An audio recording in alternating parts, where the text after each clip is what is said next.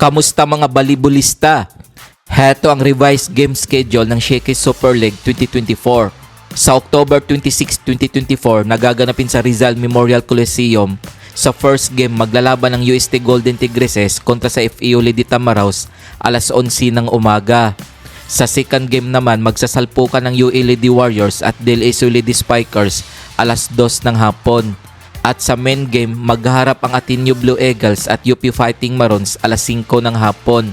Kung bago ka pa lamang sa channel na to, mag-like na at subscribe.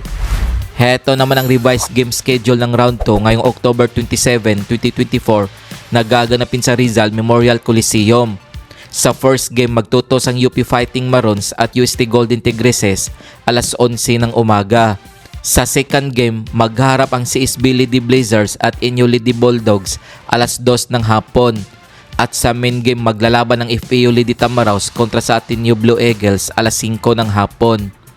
Heto naman ang revised game schedule ng October 30, 2024 na gaganapin sa Rizal Memorial Coliseum. Sa first game, magpasiklaban ng Inyo Lady Bulldogs at UL Lady Warriors alas 11 ng umaga. Sa second game, maglalaban ng UP Fighting Maroons at FEU Lady Tamaraws alas 2 ng hapon. At sa main game, magtutos ang CSB Lady Blazers at DLSU Lady Archers alas 5 ng hapon. Kung umabot ka dito sa video na to, mag-like na at subscribe. Heto naman ang bagong format ng round 2 team standings at hindi na carry over ang win-loss record ng round 1.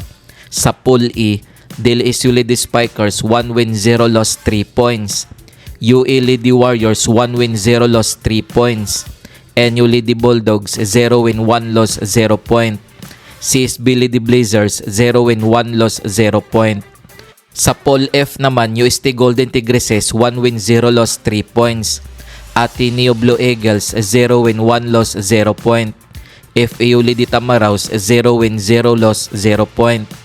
UP Fighting Maroons 0 win 0 loss 0 point. Kung nagustuhan mo ang video na to, mag-like na at subscribe.